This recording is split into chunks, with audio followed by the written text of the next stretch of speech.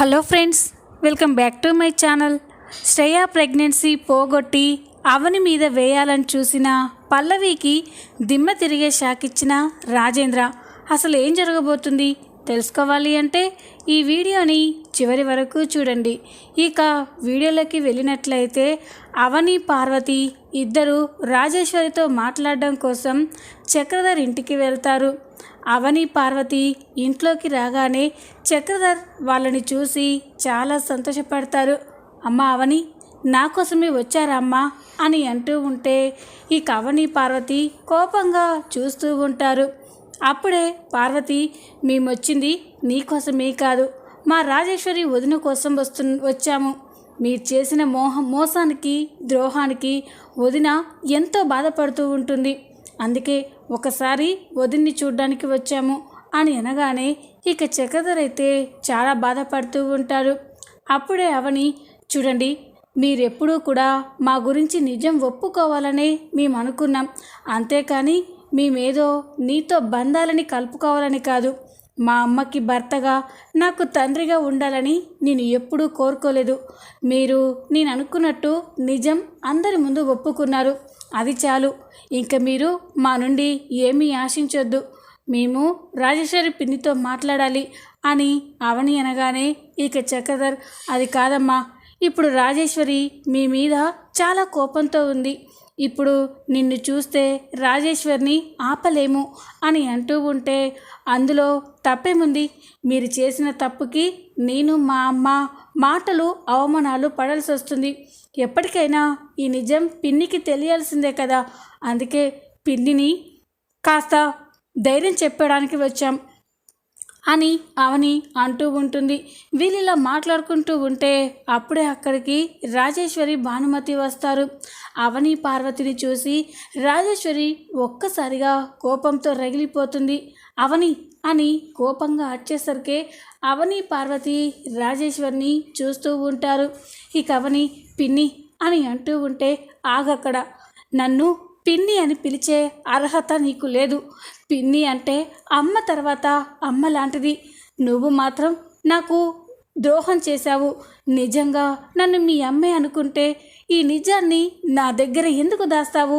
నువ్వు మీ అమ్మ కలిసి నా జీవితాన్ని, నా కూతురు జీవితాన్ని అన్యాయం చేశారు, నా కాపురాన్ని కూల్చేశారు అని రాజేశ్వరి ఆవేశపడుతూ అవనిని తిడుతూ ఉంటుంది. అప్పుడే పార్వతి, వదిన, తప్పు చేసింది మీ ఆయన అయితే అవనిని తిడుతున్నావేంటి అని అంటూ ఉంటే, అంటే కోడల తరపున వకాల్తా పుంచుకొని వచ్చావా వదిన? ఇద్దరూ కలిసి మా ఇంటి మీదకి దండయాత్రకు వచ్చారన్నమాట అని అంటూ ఉంటే, అయ్యో పిన్ని, ఎందుకు అలా మాట్లాడతావు?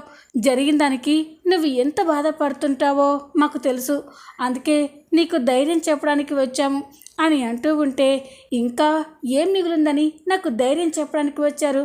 అయిపోయింది, అంతా అయిపోయింది. ఆడది ఏదైనా భరిస్తుంది, కానీ తన భర్త వేరొకదానికి సొంతమయ్యాడంటే మాత్రం ఆడది తట్టుకోలేదు. ఆ నిజం నా దగ్గర దాచి మీరంతా నన్ను మోసం చేశారు అని రాజేశ్వరి ఏడుస్తూ ఉంటే ఇక అవని పార్వతి రాజేశ్వరిని ఓదార్చుతూ ఉంటారు. అప్పుడే భానుమతి అక్కడికి వచ్చి అవనిని చూసి కోపంతో రగిలిపోతూ ఉంటుంది. ఏ మొహం పెట్టుకొని వచ్చావే మళ్ళీ నా కూతురింటికి? ఇది ఇంకా చచ్చిందా బ్రతికిందా చూడ్డానికి వచ్చావా? లేకపోతే ఇది చేస్తే మీ అమ్మని ఇదిగో ఈయనకి కాపురానికి తోలడానికి వచ్చావా అని అంటూ ఉంటే అవని పార్వతి షాక్ అయిపోతారు. ఇక పార్వతి, అత్తయ్య గారు, ఏం మాట్లాడుతున్నారు మీరు? అవని ఎలాంటిదో మనకు తెలుసు కదా. తనెందుకు అలా ఆలోచిస్తుంది? రాజేశ్వరి జీవితాన్ని అన్యాయం చేసి వాళ్ళమ్మ జీవితాన్ని నిలబెట్టాలని ఎందుకు అనుకుంటుంది అని అంటూ ఉంటే, ఇన్ని రోజులు చేసింది చూస్తూనే ఉన్నాం కదా. ఈ అవనికి నిజం తెలిసినా కూడా ఆ మహానుభావుడే దీని తల్లని, దాని అమ్మకి మొగుడని తెలిసినా కూడా ఎన్నిసార్లు అడిగినా, ఎంత అవమానించినా ఆ నిజాన్ని బయట పెట్టకుండా మమ్మల్ని అందరినీ మోసం చేసింది. ఇప్పుడు ఆయనంతటా ఆయనే నిజం ఒప్పుకునేసరికే వాళ్ళమ్మకి ఈ ఇంట్లో స్థానం కల్పించడానికి అడగడానికి వచ్చి ఉంటుంది అని అంటూ ఉంటే ఈ కవని, అమ్మగారు, మీరు తప్పుగా అర్థం చేసుకుంటున్నారు. ఆయనే మా నాన్న అని చెప్పడానికి నా దగ్గర కానీ మా అమ్మ దగ్గర కానీ ఎలాంటి సాక్ష్యాలు ఆధారాలు లేవు. సాక్ష్యాలు లేకుండా ఆయనే మా తండ్రి అని అందరి ముందు చెప్పుకొని ఆయన మాకు ఏ సంబంధం లేదని చెప్తే అప్పుడు ఇంకా అవమానాల పాలవ్వాలి. అందుకే ఆయన నోటితోనే నిజం బయట పెట్టాలని ఇన్ని రోజులు ఓపికగా ఎదురు చూసాం. అంతేకాని మిమ్మల్ని మోసం చేయాలని కాదు. అర్థం చేసుకోండి అమ్మమ్మగారు. పిన్నికి కూడా మీరు నచ్చ చెప్పండి అని అంటూ ఉంటే నాకెవ్వరూ నచ్చ చెప్పనవసరం లేదు. ఇంకొక క్షణం మీరు ఇక్కడే ఉంటే నేనేం చేస్తానో నాకే తెలీదు అని రాజేశ్వరి తల పట్టుకొని కుప్పకూలిపోతూ ఉంటే అప్పుడే అది చూసి అవని పార్వతి షాక్ అయిపోతారు. పిన్ని అని అవని పరిగెడుతూ ఉంటే వదిన అని రాజేశ్వరి దగ్గరికి వస్తూ ఉంటారు. అప్పుడే భానుమతి, వసే అవని, నువ్వు నా కూతురు ఎదురుగా ఉంటే అది చచ్చిపోతుంది. దాని ప్రాణాలు పోయేంత వరకు దాన్ని నువ్వు మీ అమ్మ వదలరటే. ముందు ఇక్కడి నుండి వెళ్ళిపోవే. ఇంకొక క్షణం నా కూతురు కళ్ళ ముందు ఉంటే దానికి బీపీ పెరిగిపోతుంది. మర్యాదగా ఇక్కడి నుండి వెళ్ళిపోండి.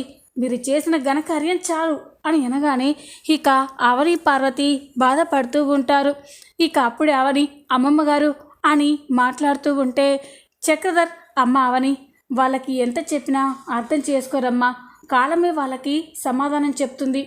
మీరు వెళ్ళండమ్మా, ఇక్కడే ఉండి ఇంకా అవమానాలు పడవద్దు అని చక్రధర్ అనగానే పార్వతి కూడా అవునవని, పద, వదిన మనసు కుదుట పడ్డాక మళ్ళీ వద్దాము అని పార్వతి అవని ఇంటికి బయలుదేరతారు. మరోపక్క పల్లవి అయితే ఇంట్లో ఉండి ఆలోచిస్తూ ఉంటుంది. అమ్మో, ఈ పనులన్నీ చేయాల్సి వస్తుంది. ఆ అవనిని ఏదో ఒకటి చేయకపోతే నాకు ఈ నరకం రోజు తప్పేలా లేదు. ఏం చేయాలి? ఏదో ఒకటి చేసి మళ్ళీ అవనిని ఇరికించాలి.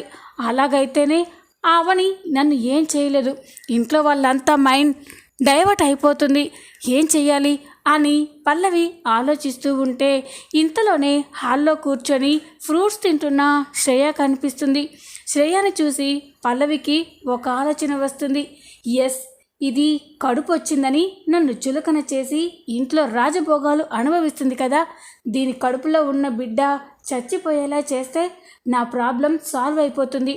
దానికి కారణం అవని అని అందరినీ నమ్మిస్తే ఇప్పుడు దేవత అని అవనిని నెత్తిన పెట్టుకున్న వాళ్ళంతా దాన్ని దయ్యమని తిడతారు. ఇక అవని ఆ డిప్రెషన్లోనే ఉండి నన్ను వదిలిపెడుతుంది. ఇదే సరైన సమయం. ఎలాగైనా శ్రేయ ప్రెగ్నెన్సీ పోగొట్టి దానికి కారణం అవని అని అందరినీ నమ్మించాలి. ఎస్ అని పల్లవి అయితే ఆలోచిస్తూ ఉంటుంది. ఇక ఇంతలోనే రాత్రి అవుతుంది. రాత్రి కాగానే శ్రేయ హాల్లోనే కూర్చొని టీవీ చూస్తూ ఉంటే ఇంతలోనే అక్కడికి అవని వస్తుంది. ఇక శ్రేయతో, శ్రేయ నీకు పాలు కలిపి తీసుకురానా అని అంటూ ఉంటే ఇప్పుడేమీ వద్దు, నాకేమీ తినాలని తాగాలని లేదు, కడుపంతా వికారంగా ఉంది అని అంటూ ఉంటే ఇంతలోనే పల్లవి అక్కడికి వచ్చి అవని శ్రేయ మాటలు వింటూ ఉంటుంది. ఇక అవని, అలా కాదు శ్రేయ, ఈ టైంలోనే నువ్వు జాగ్రత్తగా ఉండాలి, బాగా తినాలి, అప్పుడే నీ కడుపులో ఉన్న బిడ్డకి ఆరోగ్యంగా బలంగా పుడతారు, పాలు తాగు శ్రేయ అని అంటూ ఉంటే వద్దు అంటుంటే అని శ్రేయ అంటుంది. శ్రేయ, అలా కాదు, ఒక గ్లాస్ తాగు బాగుంటుంది అని అంటూ ఉంటే ఇక శ్రేయ కూడా సరే వెళ్ళి తీసుకురా అని అంటుంది. ఈ కవని ఇప్పుడే తీసుకొస్తాను అని కిచెన్లోకి వెళ్ళి శ్రేయ కోసం పాలు కలుపుతూ ఉంటుంది. ఇదంతా కూడా పల్లవి చూస్తూ ఉంటుంది. ఇదే సరైన సమయం. ఆ శ్రేయకి అవని కలిపే పాలల్లో ఈ విషయాన్ని కలిపానంటే శ్రేయ కడుపులో ఉన్న బిడ్డ చచ్చిపోతుంది. అందరూ అవనే ఇదంతా చేసిందని, తనకు తప్ప ఇంట్లో ఎవరికి పిల్లలు ఉండొద్దు అని అవని ఇలా చేసిందని అందరినీ నమ్మించవచ్చు.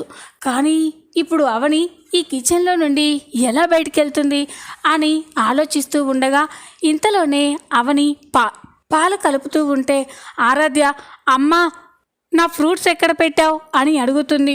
ఇక అవని, అక్కడే ఉన్నాయి చూడు ఆరాధ్య, కట్ చేసి పెట్టాను అని అంటూ ఉంటే లేదమ్మా కనిపించట్లేదు అని ఆరాధ్య అంటుంది. ఇక అవని, ఆరాధ్యకి ఫ్రూట్స్ ఇచ్చి రావడానికి కిచెన్లో నుండి బయటికి వస్తుంది.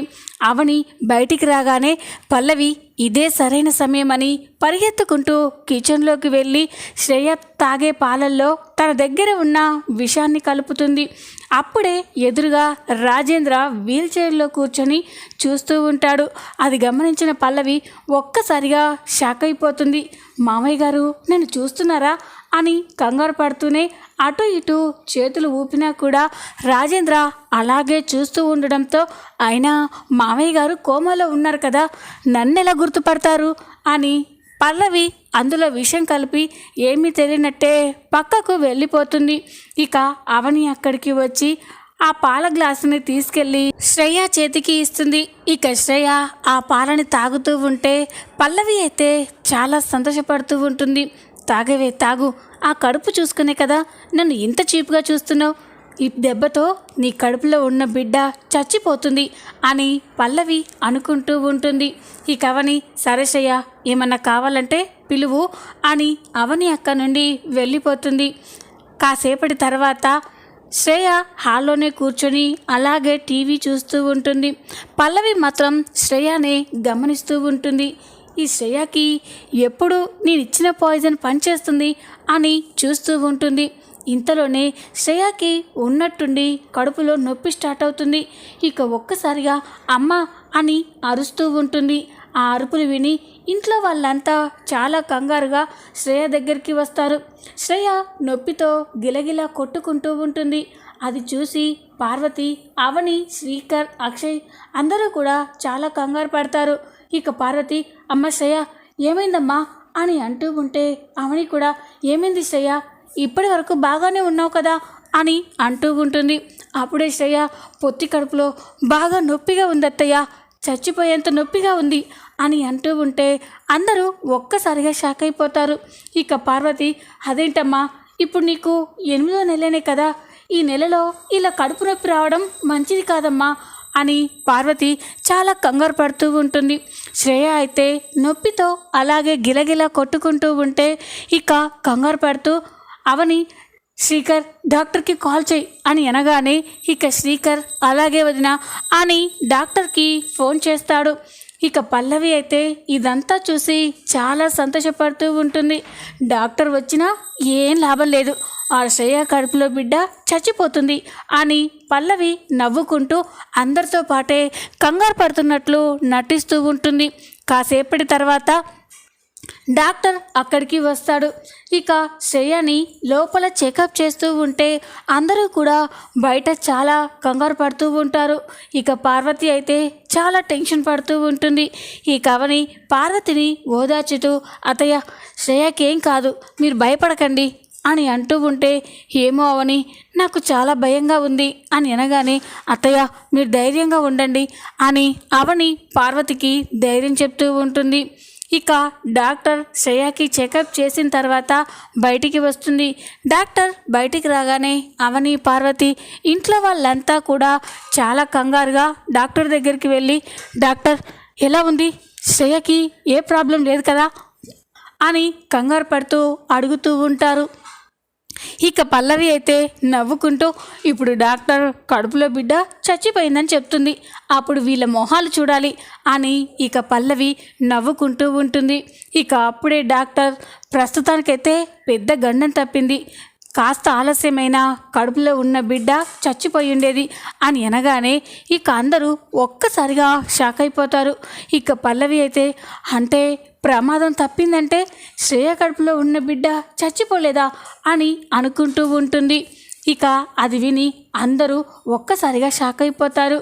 ఏంటి డాక్టర్ అసలు మా శ్రేయకి ఉన్నట్టుండి కడుపు నొప్పి రావడం ఏంటి అని అనగానే అప్పుడు డాక్టర్ ఆవిడ కడుపు నొప్పి కంటే ముందు ఏం తీసుకున్నారు అని అడుగుతుంది. అప్పుడు అవని నేనే శ్రేయకి పాలు కాచిచ్చాను డాక్టర్, ఎందుకు అలా అడిగారు అని అనగానే మీరిచ్చిన పాలల్లో పాయిజన్ కలిసింది, అందుకే తను కడుపు నొప్పితో అలా కింద పడిపోయింది అని అనగానే అందరూ ఒక్కసారిగా షాక్ అయిపోతారు. ఇక అవని ఏంటి డాక్టర్, నా చేతులతో నేనే శ్రేయకి పాలు, పంచదార, కుంకుమ పువ్వు కలిపి పాలిచ్చాను, అలాంటప్పుడు విషం కలిపిన పాలు తాగడం ఏంటి అని అనగానే, అదంతా నాకు తెలీదమ్మా, ఆవిడకు మాత్రం ఫుడ్ పాయిజన్ అయింది, అది పాలలో కలిసిన విషం వల్లే అయింది. ఇంకొక విషయం, అదేదో తనని చంపడానికి కాదు, తన కడుపులో ఉన్న బిడ్డని చంపడానికే ఆ విషాన్ని ప్రయోగించారు అని అనగానే అందరూ ఒక్కసారిగా షాక్ అయిపోతారు. ఇక డాక్టర్ అయితే అక్కడ నుండి వెళ్ళిపోగానే అవని చాలా కంగారు పడుతూ బాధపడుతూ ఉంటుంది. ఇక అవని అలా చూస్తూ ఉంటే ఇక పల్లవి ఇదే సరైన సమయం, అవనిని పూర్తిగా ఇరికించేయాలి అని అనుకొని ఇక అవని దగ్గరికి వచ్చి, ఏంటక్క ఇది, నువ్వు మంచిదనివని, దేవతవని, ఈ ఇంట్లో వాళ్ళ మంచి కోరతావని మేమందరం అనుకుంటూ ఉంటే పాపం అభశుభం తెలియని శ్రేయ కడుపులో ఉన్న బిడ్డని చంపాలని చూస్తావా అని అనగానే ఈ అవని ఒక్కసారిగా షాక్ అయిపోతుంది. పల్లవి, ఏం మాట్లాడుతున్నావు నువ్వు, నేను శ్రేయ కడుపులో ఉన్న బిడ్డని చంపాలనుకోవడం ఏంటి అని అంటూ ఉంటే అప్పుడే పార్వతి, లేకపోతే ఏంటవని, డాక్టర్ అంత స్పష్టంగా చెప్పింది కదా, నువ్విచ్చిన పాలల్లోనే విషం కలిసిందని, నువ్వే శ్రేయకి పాలిచ్చానని ఒప్పుకుంటున్నావు, మరి నీకు తెలియకుండా ఆ పాల గ్లాసులో విషం ఎలా కలిసింది, నువ్వే ఇదంతా చేశావు అని పార్వతి అనేసరికి, అత్తయ్య, ఏంటత్తయ్య, మీరు నన్ను అర్థం చేసుకున్నారనుకున్నాను, కానీ ఇంతలా అపార్థం చేసుకున్నారని అస్సలు అనుకోలేదు అని ఈ అవని చాలా బాధపడుతూ ఉంటుంది. అప్పుడే పల్లవి, నాకు అర్థమైందక్క, నువ్వు ఎలా ఆలోచిస్తున్నావో, ఇంట్లో నీకు తప్ప ఇంకెవ్వరికి పిల్లలు పుట్టొద్దనే ఇలాంటి పిచ్చి పిచ్చి ప్రయోగాలు చేస్తున్నావు. నువ్వు ఏం చేసినా ఇంట్లో ఎవరు నిన్నేమనరని అందరినీ నీ మంచితనంతో నమ్మించావు. ఇప్పుడేమో పాపం కడుపులో ఉన్న బిడ్డని చంపాలని చూశావు. ఇప్పుడు శ్రేయకు కానీ శ్రేయ కడుపులో ఉన్న బిడ్డకేమన్నా అయితే పరిస్థితి ఏంటక్క, నువ్వింత సెల్ఫిష్లా ఆలోచిస్తున్నావేంటి అని పల్లవి అంటూ ఉంటే అవని అయితే షాక్ అయిపోతుంది. లేదు పల్లవి, నేనెందుకు పాపని చంపాలని చూస్తాను అని అవని ఏడుస్తూ ఉంటుంది. ఇక అవని ఏడుస్తూ అక్షయ్ దగ్గరికి వెళ్ళి, ఏమండి, మీరైనా నమ్మండి, నేనెందుకు అభంశుభం తెలియని కడుపులో బిడ్డని చంపాలని చూస్తాను అని అంటూ ఉంటే, నన్నేం అడక్కవని, ఇక్కడున్న సాక్ష్యాలన్నీ నువ్వే దోషివని చెప్తున్నాయి, అలాంటప్పుడు నేనెలా నమ్మగలను అని అక్షయ్ అంటూ ఉంటాడు. ఇక అప్పుడే పార్వతి, చూడు, కడుపులో బిడ్డల్ని చంపేంత కసాయి వాళ్ళు ఈ ఇంట్లో ఉండడానికి వీల్లేదు, ఏ క్షణంలో ఏం జరుగుతుందో అని అందరం చస్తూ బ్రతకాలి, మర్యాదగా నువ్వు ఇంట్లో నుండి వెళ్ళిపోవని అని పార్వతి అనగానే అవని ఒక్కసారిగా షాక్ అయిపోతుంది. ఇక పల్లవి అయితే చాలా సంతోషపడుతూ ఉంటుంది. ఇక పల్లవి, అత్తయ్య గారు చెప్తూ ఉంటే అర్థం కావట్లేదా అక్క, బయటికి నడు అని అంటూ ఉంటే, అది కాదత్తయ్య అని అవని బ్రతిమలాడుతూ ఉంటుంది. ఇక పల్లవి, ఇలా కాదక్క, నిన్ను మెడపట్టి బయటకు గెంటేస్తేనే అప్పుడు నువ్వు చెప్పినట్టింటావు అని ఇక పల్లవి అయితే అవని మెడ పట్టుకొని బయటికి లాక్కెళ్తూ ఉంటుంది. అప్పుడే ఒక్కసారిగా రాజేంద్ర అక్కడికి వచ్చి పల్లవి చెంప పగలగొడతాడు. అది చూసి అందరూ ఒక్కసారిగా షాక్ అయిపోతారు. రాజేంద్ర అలా రియాక్ట్ అవ్వడం చూసి ఇంట్లో అందరూ కూడా స్టన్ అయిపోయి చూస్తూ ఉంటారు. ఇక పల్లవి రాజేంద్రని చూసి ఒక్కసారిగా షాక్ అయిపోతుంది. ఇదేంటి, మామయ్య కోలుకున్నారా అని కంగారు పడుతూ ఉంటుంది. ఈ అవని, మామయ్య, అది ఈ అవని ఏం చేసిందో తెలుసా అని అనగానే, తెలుసు, నాకు ఎవరు ఏం చేశారో అన్నీ తెలుసు అని అంటూ ఉంటాడు.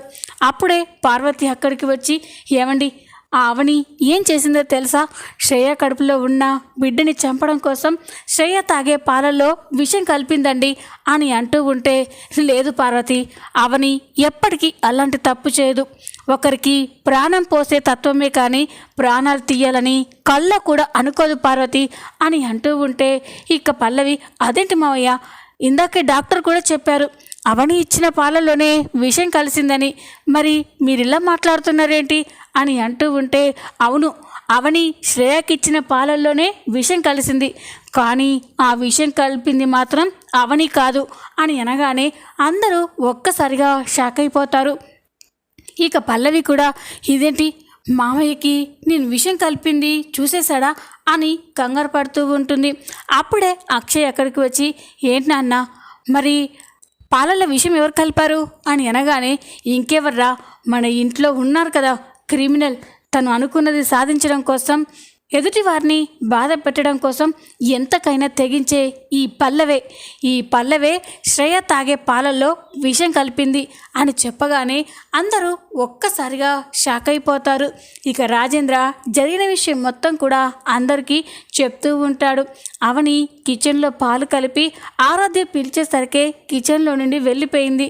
అప్పుడే ఈ పల్లవి పరిగెత్తుకుంటూ కిచెన్లోకి వెళ్ళి ఆ పాల గ్లాసులో విషం కలిపింది.